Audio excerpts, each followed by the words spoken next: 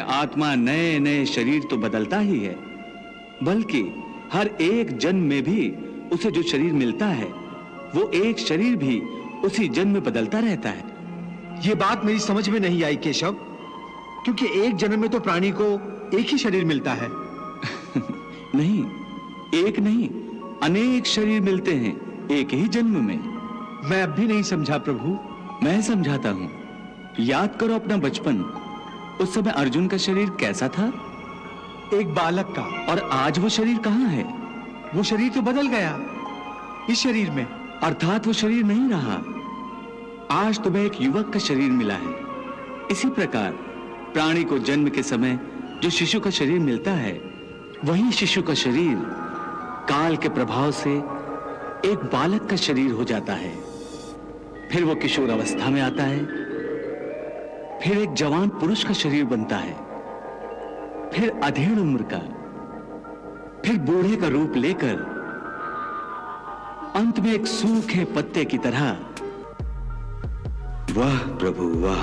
हे पार्थ, केवल इतना समझ लो कि मृत्यु एक दरवाजा है जिसके अंदर जाते हुए आत्मा पुराना शरीर छोड़ देती है। वास्तव में मृत्यु और जन्म के दो दरवाजे हैं जो एक दूसरे के आमने सामने हैं। प्राणी जब मृत्यु के दरवाजे पर पहुंचता है तो उस शरीर की मृत्यु हो जाती है। फिर आत्मा का प्रकाश उस शरीर को छोड़कर आगे चला जाता है और फिर वो प्रकाश नए जन्म के दरवाजे में प्रवेश करता है, जहां जीवात्मा को फिर से एक नया शरीर प्राप्त हो जाता है।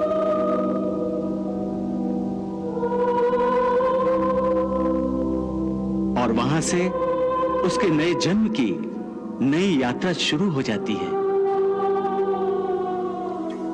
हे पार्थ, आत्मा नित्य है, इसलिए वो नहीं बदलती, परंतु शरीर नाशवान है, इसलिए एक ही आत्मा के कई शरीर बदलते हैं। इसलिए हर नए जन्म में वो नए नए शरीर धारण करता रहता है। हर नए जन्म में आत्मा नए नए शरीर तो बदलता ही है, बल्कि हर एक जन्म में भी उसे जो शरीर मिलता है वो एक शरीर भी उसी जन्म में बदलता रहता है। ये बात मेरी समझ में नहीं आई केशव, क्योंकि एक जन्म में तो प्राणी को एक ही शरीर मिलता है।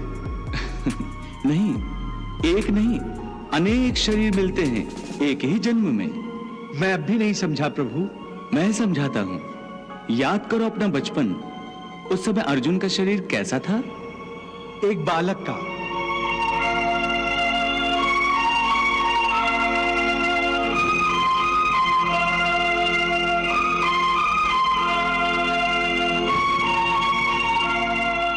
और आज वो शरीर कहां है? वो शरीर तो बदल गया इस शरीर में। अर्थात वो शरीर नहीं रहा। आज तुम्हें एक युवक का शरीर मिला है।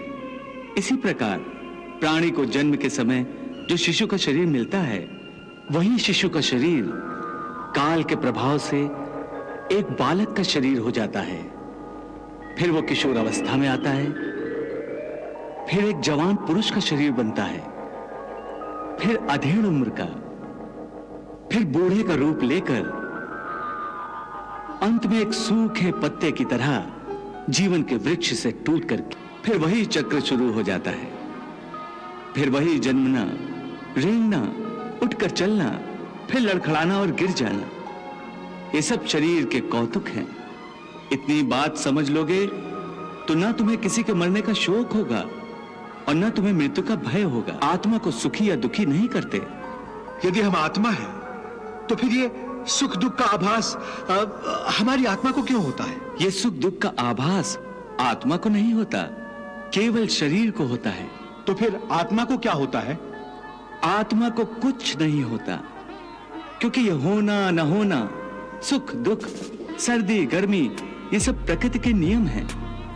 आत्मा तो अविनाशी परमात्मा का अंश है, इसलिए आत्मा प्रकृति की सीमा से बाहर है। आत्मा अचिंत्य है, मानवीय चेतना के चिंतन के घेरे में नहीं आती।